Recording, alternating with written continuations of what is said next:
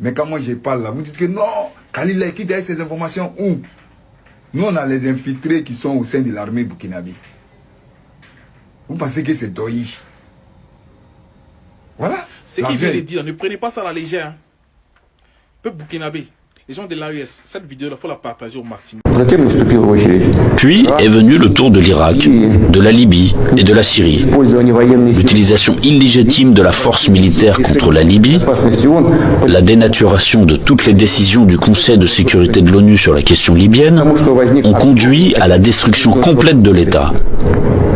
Au fait qu'un énorme foyer de terrorisme international est apparu, au fait que le pays s'est trouvé plongé dans une catastrophe humanitaire dans l'abîme de la guerre civile qui a duré plusieurs années et se poursuit encore, la tragédie à laquelle des centaines de milliers, des millions de personnes ont été condamnées, non seulement en Libye, mais dans toute cette région, a provoqué un exode migratoire massif de l'Afrique du Nord et du Moyen-Orient vers l'Europe. Un sort similaire a été réservé à la Syrie. Les opérations militaires de la coalition occidentale sur le territoire de ce pays sans le consentement du gouvernement syrien et sans la sanction du Conseil de sécurité de l'ONU ne sont rien d'autre qu'une agression, une intervention. Cependant, l'invasion de l'Irak, qui n'avait aucun fondement juridique non plus, occupe une place particulière. Comme prétexte, ils ont choisi les prétendues informations fiables dont auraient disposé les États-Unis sur la présence d'armes de destruction massive en Irak. Pour preuve, le secrétaire d'État américain agitait publiquement devant le monde entier un tube rempli de poudre blanche assurant tout le monde qu'il s'agissait d'une arme chimique en cours de développement en Irak. Et puis il s'est avéré que tout cela était une manipulation, du bluff. Il n'y avait pas d'armes chimiques en Irak. C'est incroyable, surprenant, mais le fait est là. Il y a eu des mensonges au plus haut niveau étatique et du haut de la tribune de l'ONU. Et en conséquence de cela, il y a eu des sacrifices énormes, des destructions, une progression incroyable de terrorisme. En fait, on a l'impression que pratiquement partout, dans de nombreuses régions dans le monde, là où l'Occident vient mettre en place son ordre, cela se termine en blessures sanglantes qui ne cicatrisent pas, en plaies que sont le terrorisme international et l'extrémisme. Tout ce que j'ai évoqué en est l'exemple le plus flagrant, mais ce n'est en aucun cas le seul exemple du mépris du droit international. S'ajoutent à cela les promesses faites à notre pays de ne pas étendre l'OTAN d'un pouce vers l'Est. Je le répète, ils ont menti, ou en termes populaires, ils nous ont tout simplement arnaqués. Oui, on entend souvent dire que la politique est quelque chose de sale, peut-être, mais quand même pas à ce niveau-là. Après tout, un tel comportement de tricheur contredit non seulement les principes des relations internationales, mais surtout les normes de moralité et d'éthique généralement reconnues. Où sont la justice et la vérité ici? Ce ne sont que des mensonges et de l'hypocrisie. Par ailleurs, des hommes politiques, des politologues et des journalistes américains eux-mêmes écrivent et parlent du fait qu'un véritable empire du mensonge a été créé aux États-Unis ces dernières années.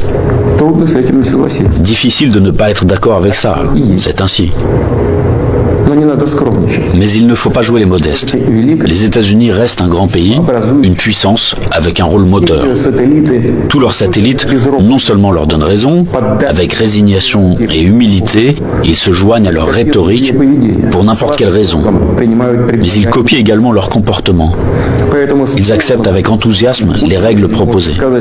Par conséquent, nous avons toutes les raisons d'affirmer avec certitude que l'ensemble de ce qu'on appelle le bloc occidental, formé par les États-Unis à leur image, est dans cet ensemble cet empire du mensonge.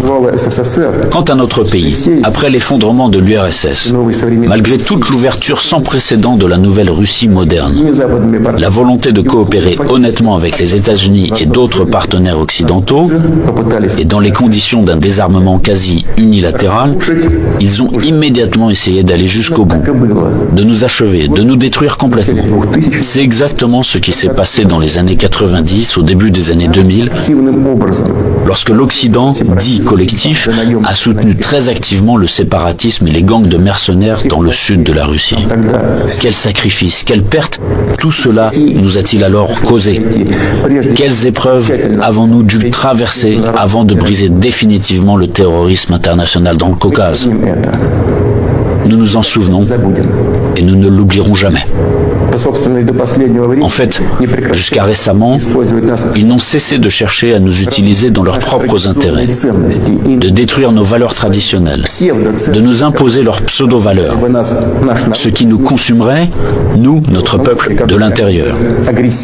Ces attitudes qu'ils imposent déjà agressivement dans leur pays et qui conduisent directement à la dégradation et à la dégénérescence, car ils contredisent la nature humaine. Cela n'arrivera pas et personne n'y est jamais arrivé. Cela ne fonctionnera pas non plus maintenant. Malgré tout, en décembre 2021, nous avons une nouvelle fois tenté de nous mettre d'accord avec les États-Unis et leurs alliés sur les principes pour assurer la sécurité en Europe et le non-élargissement de l'OTAN. Tout cela en vain. La position américaine ne change pas. Ils ne considèrent pas comme nécessaire de négocier avec la Russie sur cette question clé pour nous. Ils poursuivent leurs propres objectifs et négligent nos intérêts. Et bien sûr, dans cette situation, nous nous demandons, que faire ensuite? À quoi s'attendre? L'histoire nous apprend qu'en 1940 et au début de 1941, l'Union soviétique a tenté d'empêcher, ou du moins de retarder, la guerre par tous les moyens.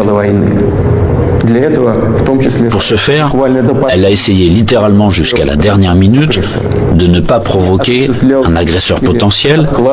Elle n'a pas pris ou reporté les mesures les plus nécessaires et les plus évidentes visant à se préparer et repousser une attaque inévitable. Et les mesures qui ont